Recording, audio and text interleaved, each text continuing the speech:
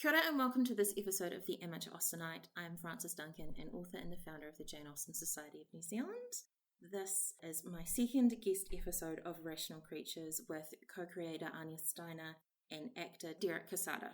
I'm Anya, and I am co-writer, co-director, co-everything of Rational Creatures. Hello, my name is Derek Quesada, and I am a Chicago local actor-performer, and I played Lewis in Rational Creatures. Thank you both for being here. Today we're going to be discussing episodes 9 and 10, and I'm so grateful that you picked these ones, Derek, because 9, 10, and 11 are really Lewis's big arc. And before we get into it, I just have to say that I was more invested in Lewis and Ben than I was in Anna and Fred. That's common. It was so good. Okay. I'm so glad that you guys want to talk about these episodes. They were a tough thing to film, looking back on it. These are all very long episodes, too, for us. So. There's so much happens in these episodes. Episode 9 is the trip to Lyme. The group all go on a hiking trip. Ben and Anna immediately are bonding over the fact that they're the only non-couple there and looking at each other in solidarity. They also bond over music and the fact that they're both bi. It doesn't seem to be subtext that they're both like, hey, the person that I love is with someone else over there. Lewis has a panic attack. Fred is completely useless. Anna is helpful. Then Ben steps in knight in shining armor. But also, he and Lewis have this bit where it looks like they're going to kiss and it's beautiful. Lewis says, can you stay? And I felt for Ben so bad. How long has Lewis been killing him? What about Lewis, though? What about how he feels?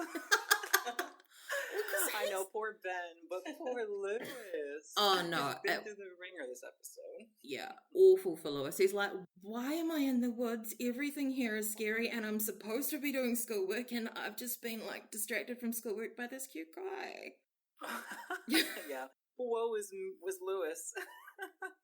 It was really hard to watch. I think the best line in this episode goes to Ben on sad music, but also it's kind of, again, it's like they're talking about something else at the same time, that it's not about feeling better, it's about feeling seen. That was really, really beautiful. What do you guys remember about recording this episode? I was doing most of the camera work. Well, first of all, it was very logistically complicated because there were so many people in the scene. You need to capture so many different reactions and stuff. But then also, honestly, I just kind of black out on set. I don't have a ton of memories. Focused on the work, getting it done? Sure. For me, it was interesting because the order of the episode is not the order that we filmed it in. We started with the latter half of the episode for episode 9, and that was the start of filming season 2, if I remember correctly, right? Yeah, that was the first scene. And I came in with all this energy ready to release. We had done our research and restart. We rewatched season 1, and then I came in and just burst into tears the first thing that we did. And it was really good that happened that way, because the more sensitive part of the episode, I think, with the panic attack, I just have a vivid memory of Christina really helping guide me through the panic attack, which I didn't know I needed in my life because of all the emotional work we had done thus far. It was such a challenging thing to do, but felt so, while vulnerable, very safe and a great experience.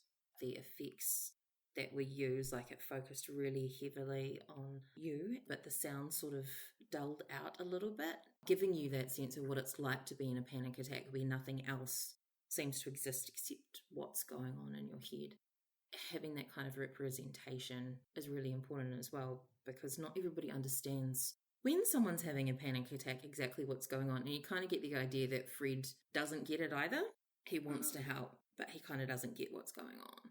And there's no internet. Oh gosh. We're so dependent on the internet. How could you get a cabin with no Wi-Fi? Everybody but Charlie So, who seems to be absolutely flourishing without internet. Yeah, they're just we're stargazing, we're having the best time. No idea what's happening inside. We're in the best gay love of our lives. Their relationship is so beautiful. And and Fred and Anna are there too, and they have a thing where they talk for the first time, but that's inconsequential. Oh, I do love the little side eye that Anna gives Fred on the staircase. She's like, yeah, I would talk to someone the way that I wish I was spoken to. Ooh! Yeah, those are cutting words from Anna. I don't know Anna if Fred style. catches it. It is absolutely pointed from Anna, though. It's beautiful. One of my absolute favorite memories is Anya and that cinematography work and the angles that she gets. If you want to talk about that, because in these most vulnerable and somber scenes, she is in your face. She is so sorry. not leaving any crumbs. Nothing. Yeah, I'm like right there. So honestly, like kudos to you. I don't know how you actors pull it off. I would not be able to do it. So it's like be emotionally vulnerable right to the camera, directly in your face. Right, and it's such a delicate balance. You don't want to look right at it, because that, I think looking towards the camera, besides breaking a wall, is very vulnerable. I think if you look closely at that panic attack scene, there's not a moment that I 100% look towards the camera. I'm kind of looking down, looking at my castmates for support and guidance. Yeah, and we did get closer to you even Yes, than normal because it was a handheld shot to make it kind of unstable. Things that we think about, like, oh, we're not going to keep the camera still, we're going to move it because it's a very, like, shaky scene. Episode 10, Jessamine is in this one. Yeah, she got her cameo. Anna and Sophie are having coffee. Sophie has a really, impactful for me conversation about how difficult it is when you're aromantic and people in your life are prioritizing romantic relationships. There's a whole thing about how Anna and Fred are both basically running away, and that's how they deal with problems, because Anna's kind of running back to working with her dad, and Fred's thinking about running away overseas, and Marisol calls Anna out on it. Charlie and Lewis are both exercising, and Lewis keeps texting Fred, who, and this is in my notes, who is ghosting him like an asshole. Well done. Yeah. There are several painful bits in this episode, but you see the text pop up on Fred's phone as Lewis, bracket, cheese party, close bracket. Yeah, that's how he has Lewis in his phone. I don't know if you noticed that, Derek. Oh my. Lewis cheese party. Yeah. And Sophie's established they've been dating for 6 weeks at this point. I don't think it's malicious. He just never changed it. He was like, oh, here's this guy that I met, and like... But you have notes like that to remember who someone Fred is. Wentworth every time. Fred Wentworth? Fred Wentworth. Who's Fred Wentworth? You don't know who Fred Wentworth is? So you can see not only is Lewis sending one text, there's a screen full of texts that he's sent Fred that Fred has ignored.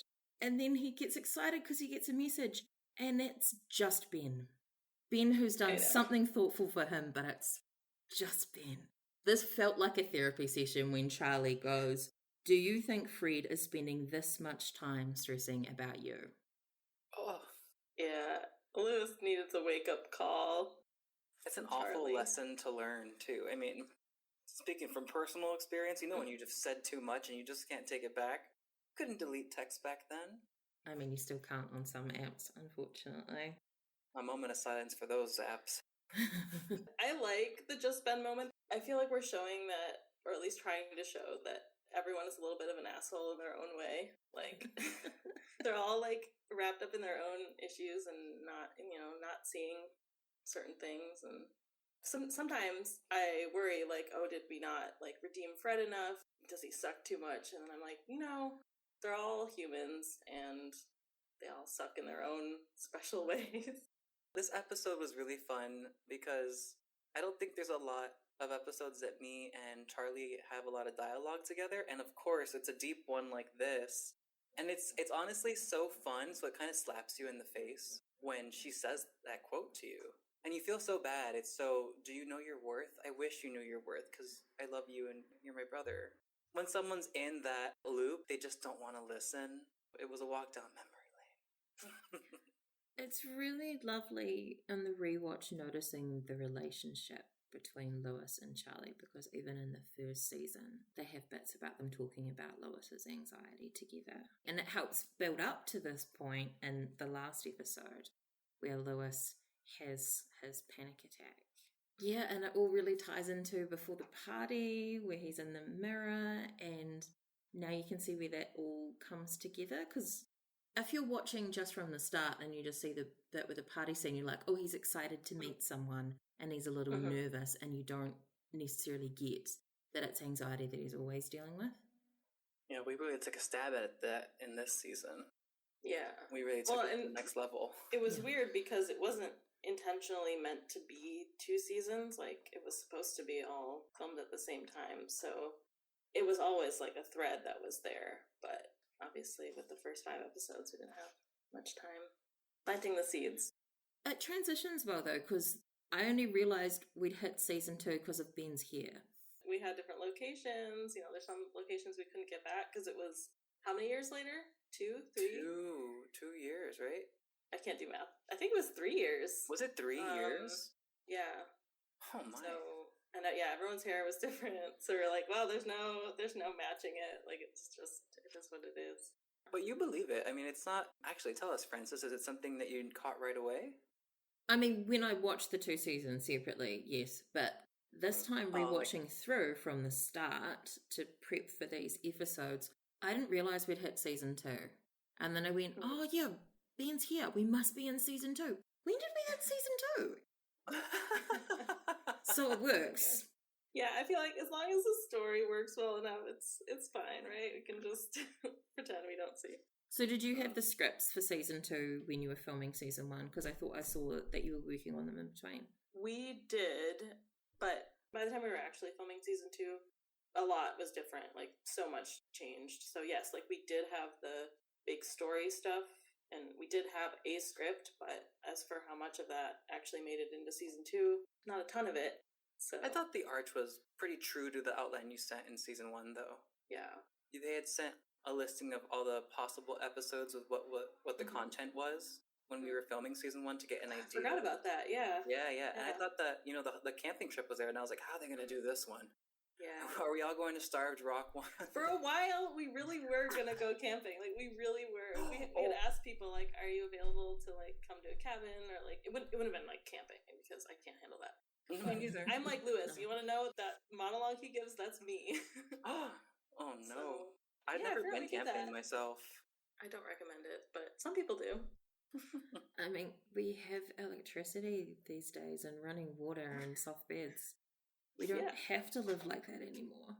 Some people go out and enjoy nature and then come back to a shower. Yeah. Clean up. Wash the ticks off your body.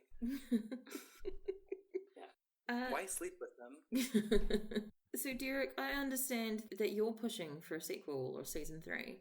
Yeah, I think it's already there. Honestly, it's in the text. We just have to find people to produce it and start filming. People to produce it? I mean... Am I out? I've been kicked out. I bought Rational Creatures. No, I love the idea of a spin-off of Ben and Lewis on a trip, a road trip, where, Lewis feels a little bit safe, and maybe they bring the baby. The baby? The baby.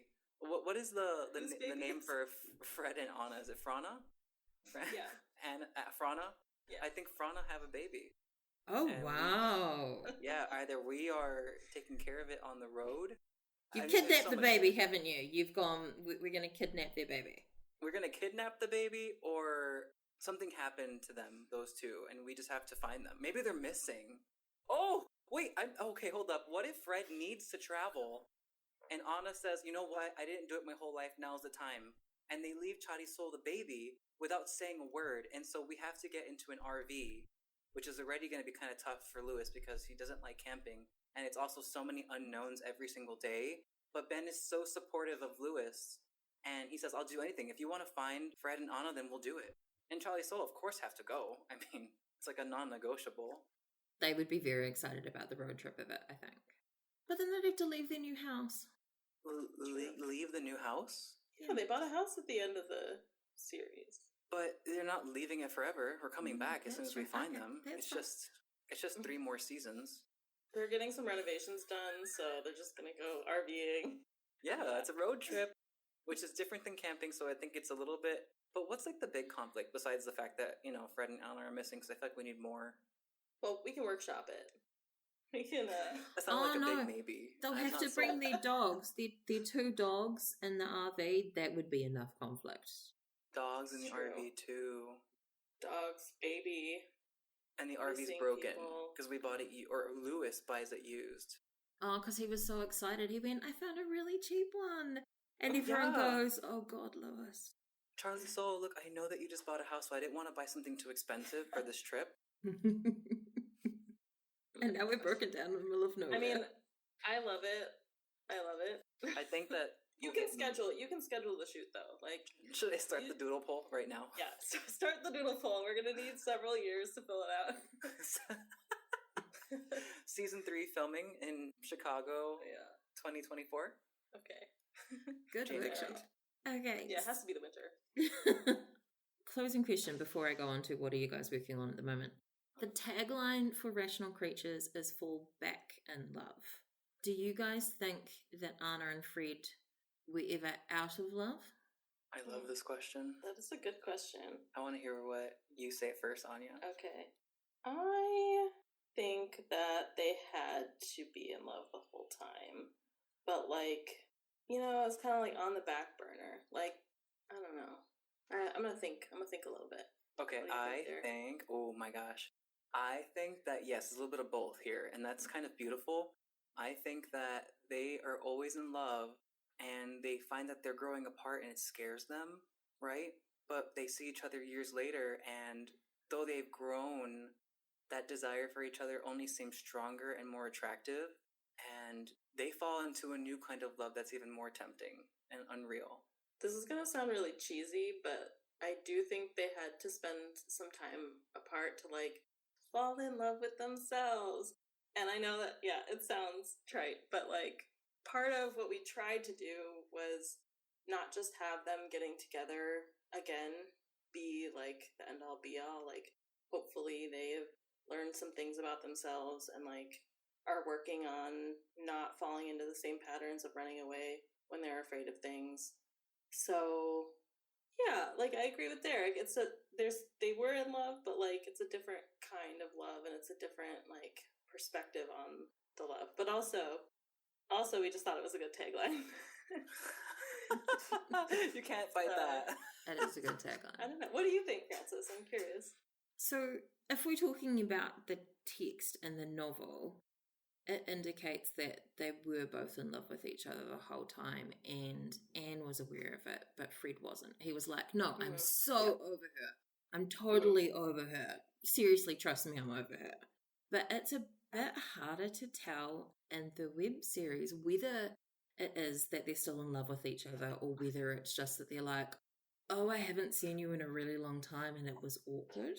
They don't have that much interaction, really. There's definitely still something there. Like when the first time they run into each other and they're in the kitchen and you're like, oh, what's going on between them? Are they like, this is awkward and we must run away? Or is it we're drawn together and we must kiss?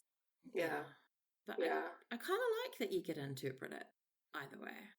Yeah, I mean, obviously the whole series is very, like, in a way, loosey-goosey, like, subtexty, like, you can choose what you read into things, and there's a lot of, what they call fanfic gaps, I think.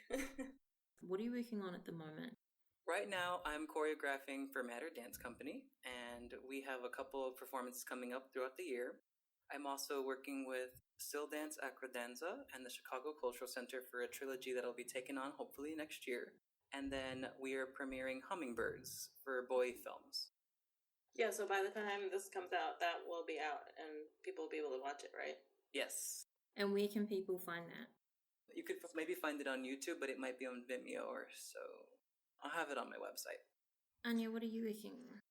Still wrapping up Rational Creatures stuff, like crowdfunding perks and stuff like that. But the four of us, our co-creators, are, working on stuff behind the scenes, and we're hoping to make a short film at some point in the future. So hopefully when this episode comes out, I mean, we'll still be working on it, but, like, know that we are working on things and we have ideas. This has been Anya Steiner and Derek Quesada. I'm Frances Duncan. Links to the socials are in the notes. Thank you for listening, and we wish you happy watching.